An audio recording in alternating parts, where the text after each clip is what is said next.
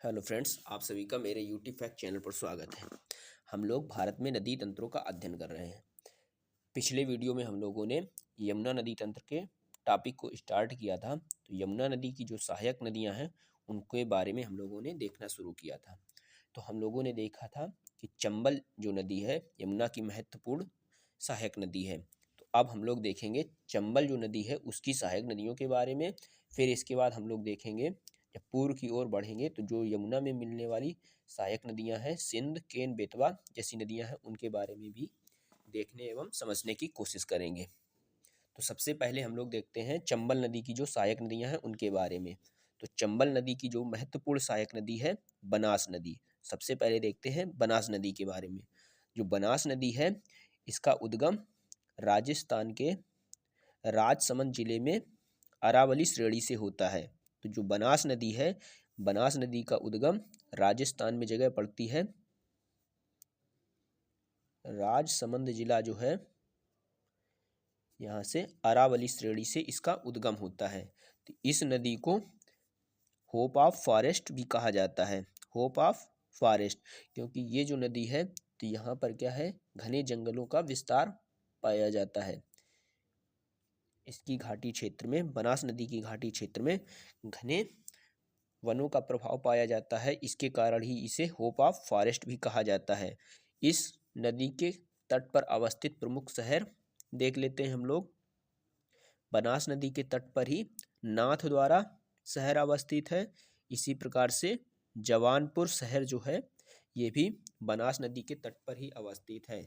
एक महत्वपूर्ण शहर है राजस्थान का टोंक शहर।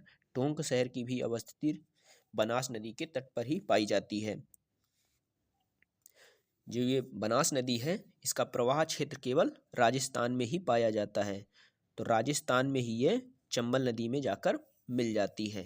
तो ये हो गया बनास नदी के बारे में। अब हम लोग देखते हैं काली सिंध नदी के बारे में। तो काली सिंध नदी जो है, काली सिंध नदी इसका उद्गम होता है मालवा वाले क्षेत्र से। मालवा का जो पठार है, मालवा वाले पठार वाले क्षेत्र में ये प्रवाहित होती है एवं सवाई माधोपुर के निकट, सवाई माधोपुर के निकट ये चंबल नदी में मिल जाती है। तो ये मालवा के पठार से निकलती है एवं मालवा वाले पठार के क्षेत्र में प्रवाहित होते हुए सवाई माधोपुर के निकट ये चंबल नदी में मिल जाती है। तो इसका जो उद्गम है मध्य प्रदेश से होता है। तो मध्य प्रदेश का जो मालवा का पठार है उस वाले क्षेत्र से काली सिंध नदी का उद्गम होता है एवं मालवा वाले क्षेत्र में प्रवाहित होते हुए ये सवाई माधोपुर के निकट चंबल नदी में मिल जाती है। तो ये क्या है, काली सिंध नदी जो है ये चंबल नदी की सहायक नदी है। इसी प्रकार से पार्वती नदी देख लेते हैं। तो पार्वती नदी भी क्या है, ये भी चंबल नदी की एक सहायक नदी है। तो इसका जो उद्गम है विंध्य श्रेणी से होता है। पार्वती नदी जो है विंध्य श्रेणी की उत्तरी ढलानों से इसका उद्गम होता है। उत्तरी ढलान किसके, जो विंध्य श्रृंखला है, विंध्य श्रृंखला की उत्तरी ढलानों से इसका उद्गम होता है। तो उद्गमित होने के उपरांत ये राजस्थान में प्रवेश करती है। राजस्थान में कोटा और झालावाड़ जिले को इससे जल की आपूर्ति सुनिश्चित की जाती है। तो चंबल नदी में ये बाएं तट से आकर मिलती है। चंबल नदी में ये बाएं तट से आकर मिलती है। गुना जो मध्य प्रदेश का शहर है, गुना शहर जो है इसी नदी के किनारे अवस्थित है। तो पार्वती जो नदी है इसका उद्गम विंध्य श्रेणी के उत्तरी ढलानों से होता है और ये राजस्थान के कोटा तथा झालावाड़ जिले में प्रवाहित होती है। साथ ही साथ जो मध्य प्रदेश का गुना शहर है तो गुना शहर भी इसी नदी के तट पर अवस्थित है। फिर ये बाएं तट से जाकर चंबल नदी में मिल जाती है। अब हम लोग देखते हैं यमुना की एक महत्वपूर्ण सहायक नदी।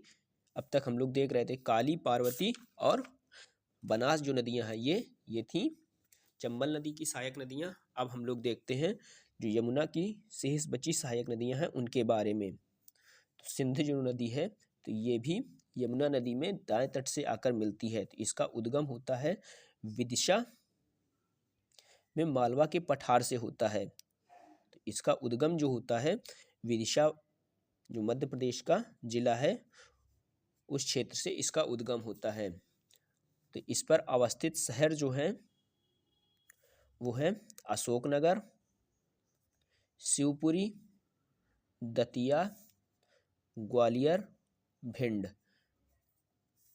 अशोकनगर, शिवपुरी, दतिया, ग्वालियर, भिंड जैसे शहर सिंध नदी के तट पर ही अवस्थित हैं तथा ये जो सिंध नदी है इटावा के निकट ये यमुना नदी में जाकर मिल जाती है। तो इटावा के निकट ये यमुना नदी में जाकर मिल जाती है। तो सिंध क्या है? सिंध यमुना की एक सहायक नदी है। इसी प्रकार से बेतवा जो नदी है उसके बारे में भी देख लेते हैं। तो बेतवा नदी जो है इसका उद्गम मध्य प्रदेश के होशंगाबाद जिले में विंध्य श्रेणी के उत्तरी ढलान से होता है। तो इसका जो उद्गम है होशंगाबाद